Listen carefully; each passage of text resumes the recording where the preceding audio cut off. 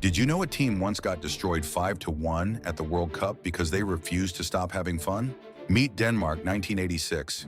They showed up to Mexico playing the most chaotic, joyful football anyone had ever seen.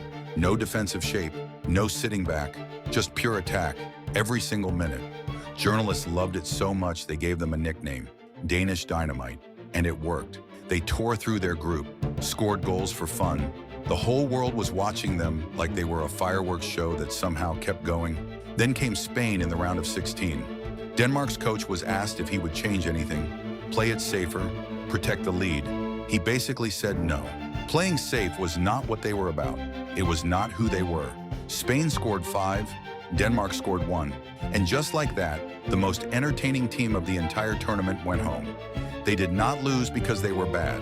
They lost because they genuinely believed being boring was worse than losing.